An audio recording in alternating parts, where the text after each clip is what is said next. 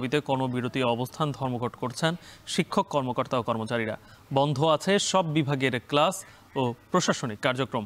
বিশ্ববিদ্যালয়ের প্রশাসনিক ভবন থেকে এ নিয়ে বিস্তারিত জানাতে যুক্ত হচ্ছেন সহকর্মী মারুফ হাসান। মারুফ, এখন পর্যন্ত কোন কোন আন্দোলনে মানে কি দাবি নিয়ে আসলে শিক্ষক এবং কর্মচারীরা আন্দোলন করছেন সেখানকার সবশেষ জানাবেন।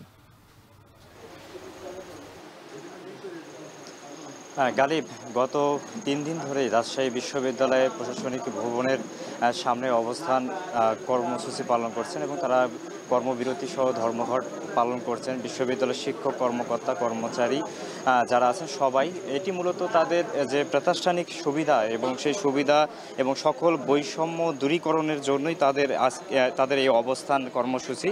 এবং তারা গতকাল জানিয়ে দিয়েছিলেন যে আজকে সকাল 9টা থেকে 1টা পর্যন্ত তাদের যে কর্মবিরতি অবস্থান ধর্মঘট, সেটির আওতায় সকল বিভাগের ক্লাস বন্ধ আছে এবং প্রশাসনিক কার্যক্রমও বন্ধ রাখা হয়েছে। শুধুমাত্র পরীক্ষা এবং জরুরি যেসব সেবা রয়েছে, চিকিৎসা বা পানি, এই ধরনের সেবাগুলো চালু আছে।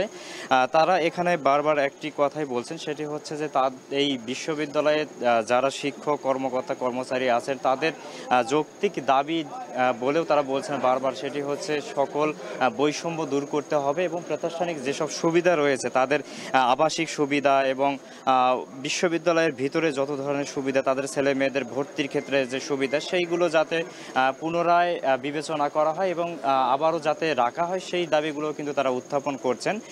মূলত 1977 সালে বিশ্ববিদ্যালয়ে এটি কিন্তু নির্ধারণ করা ছিল যে এখানকার কর্মকর্তা কর্মচারী শিক্ষক তারা প্রাতিষ্ঠানিক যে সুবিধাগুলো আছে সেগুলো পাবেন।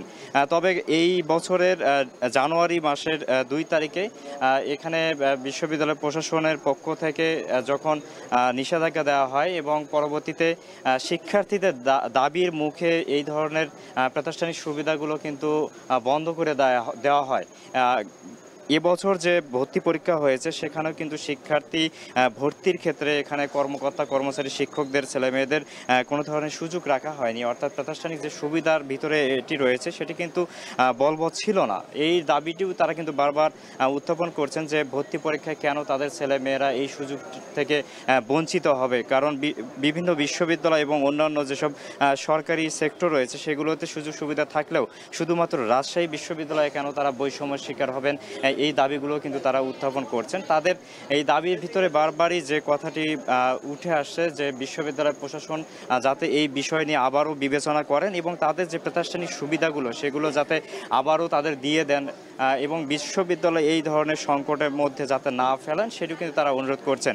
এবং আমরা জানতে পেরেছি আগামীকাল তারা পূর্ণ দিবস কর্মবিরতি এবং তাদের অবস্থান ধর্মঘট পালন করবেন। সেখানে কোনো ধরনের পরীক্ষা ক্লাস চলবে না এবং একাডেমিক কার্যক্রম সব কিছু বন্ধ থাকবে।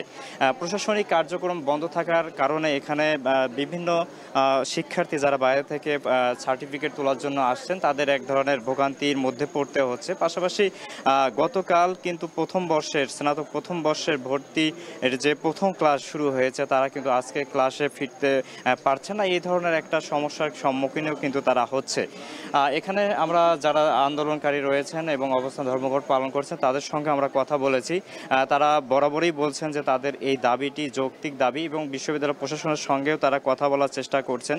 প্রশাসন যদি তাদের এই যে দাবিগুলো আছে সেগুলো যদি মেনে নেয় তাহলে হয়তো বা তারা তাদের এই কর্মবিরতি ও অবস্থান ধর্মঘট তুলে নেবেন, এটিও কিন্তু আমাদের জানিয়েছেন।